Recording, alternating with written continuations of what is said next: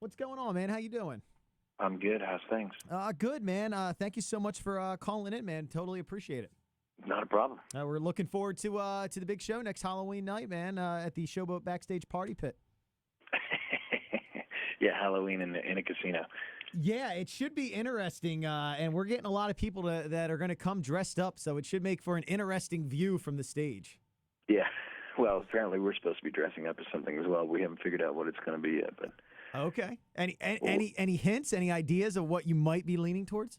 well, I mean, there's five of us on stage, so we've obviously had to kind of pick and choose the bands that or the teams that we would work. Somebody threw out the Spice Girls, and because there's five of them, but I don't think the five of us look very good in heels.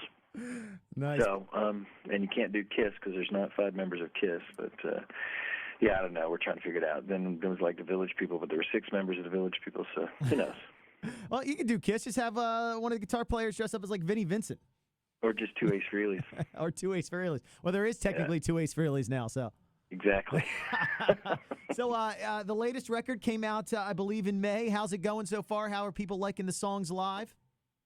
It's going well. I mean, the record's selling, so we can't complain about that. That's a good thing. The response live has been amazing. People are loving the new stuff. They want to hear "Turn Your Heart Around." They want to hear "Sweet Summertime." They want to hear "Them Eyes." So it makes it worthwhile knowing that people are listening to it and they're calling out songs that they want to hear and stuff. So I can't really complain. My life is good, and everything works the way it's supposed to work, and the record's selling, and the shows are going well. So that's life, yeah. That's awesome, man. Now, I was a huge fan from the moment I heard the first record. I remember I bought Lucy when it came out, the day that it came out. I remember picking up the CD. Loved Happy Pills. Saw you guys on that tour. But a few years after that, that's when you guys did you break up? Did you just take a hiatus? Because you guys were gone for a long time. We broke up the band in 2000 to get out of our contract with Maverick, and it firing on us. It didn't allow us to do that, so we got locked into a bit of a legal snafu with that, and in the hopes that it would work out. It didn't, and so we got stuck there, and we were stuck there until 2005. At which point they let us out of the contract, and we put the band back together in 2006. So it's just one of those kind of unfortunate. You've heard it before, stories of a band and a label not getting along, and neither one wanting to bend the right way, which is unfortunate. So it really kind of slowed us down. It was probably not the smartest thing for us to do, but at the same time, I think it was really what we had to do as a band was kind of put our foot down and make a change in the direction that things were going for us. All right. So you guys came up at, of course, in the big Seattle scene, labeled grunge in the early 90s. You had Nirvana and Pearl Jam and Soundgarden, Alice in Chains, Candlebox, and a host of other bands. What do you think when you get labeled a grunge band? Do you like that term? Do you not like that term? What's your thoughts on that and labeling music? Well, it's not really the correct term for Candlebox. We've always kind of just been a rock and roll band. It's been kind of the not really the best term for us, but it's not really a term that I ever used or anybody in Seattle ever used. Nirvana wasn't walking around saying we're a grunge band. Everybody just kind of called themselves a rock band and playing rock and roll music, and then the term alternative kind of snuck its way in, and then it became grunge. So it's not something that suited us. I mean, obviously, stating that you purchased our records, we're more of a blues-based rock band. So it was kind of something that we didn't really. We weren't really keen on, but but it didn't really matter. In our case, we were kind of always the redheaded stepchild of Seattle anyway, so it didn't really matter whether somebody called us grunge or rock. We had other battles to fight. Being the last band out of Seattle really that kind of blew up. So. Okay. So you toured with a lot of bands, obviously, that weren't in the alternative or grunge era. Rush, you toured with Aerosmith. What were they two of the bands that you grew up listening to? What were some of the bands that influenced you, got you into music and wanting to be in a band? Oh, absolutely Rush and Aerosmith and Metallica and Iron Maiden and, all the greats. Really kind of what kind of inspired everyone, I think, in the band. I grew up more so on like the punk rock thing, so the Clash was my favorite band when I was a kid. But of course I loved Kiss.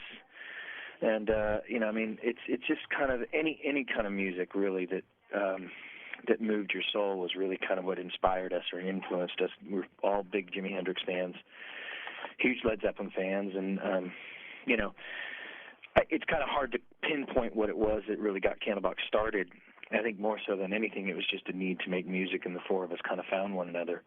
But in that process, you know, and discussing the bands that we liked, or climbing in somebody's car and going to the bar to get a beer or something, you know, it'd be Led Zeppelin in there, and you'd be, okay, yeah, this is exactly where I'm from as well. So, I mean, all those bands really kind of influenced us and inspired us to make music, and to this day, they're probably that we turn to most when we're looking for that inspiration, but at the same time, there's so much great new music as well. There's a lot of new stuff out there that is inspiring. The Black Keys, it's come back as strong as it is, and you know, so can't really argue with what's going on out there, and enjoying every minute of it. Nice. I was doing some research, knowing you guys are coming to town, and you know, I'm looking forward to the show. Again, it's a free show. You just show up, you rock out with Candlebox, you party with MGM on Halloween nights at Showboat. I saw on the latest record, I think it was just something for iTunes or Amazon, you covered a band called Damone, who I discovered back in 2005, opening up for an artist at the Bowery Ballroom in New York. How did you come across them? I saw you got on stage with them and did Out Here All Night. I was like, I was smiling ear from ear that you guys knew who this band was. I know they kind of broke up since then and never really, people don't know who they are. No, they're one of our favorite bands. I actually stumbled on a video of them in 2004 from their first record, and I was so intrigued by kind of Noel's Joan Jett vibe, but the band seemed like they were Motley Crue. And I was just like, wow, this is a really interesting mix, and so I just kind of really got into them. And Out Here All Night is one of those songs that is just, I think, an undeniable hook. And I think if more people had heard it, they would have been a hugely successful band. But yeah, we started covering it live, and then we went to Boston, and the guys came to the show and got up and played with us. Noelle's not really in music anymore. She's, I think, more of a hippie now, living off of a farm out somewhere in Boston. But that's probably why they broke up. But I mean, just such a great band, and love that song, and just really was like an homage to those guys. And Mike and I, the guitar player, and I have become really good friends. And I called him and said, listen, we want to cover that song for the record. Are you cool with that? And he's like, absolutely. So yeah, that's how it came about. And we don't play it live anymore. We kind of talk about it, but it's one of those songs that people kind of look at us like, well, who's this and why are you playing it? So yeah. Well, if you play it Wednesday night, I'll be the one in the front row singing along with you. Rocking out with it. Okay, well, I'll talk to the guys and see if we can. Yeah, so yeah, just a great band. But I was thrilled to see that you covered that song. Kevin, I thank you for calling in. I know you guys. I think you're going to be coming in the studio on Wednesday to talk with us as well. Yep. Looking forward to the show at the Backstage Party Pit Showboat. It's a free show.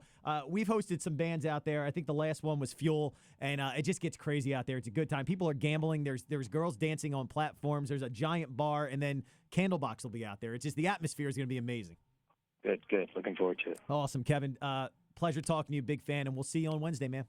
Right on, brother. Take care.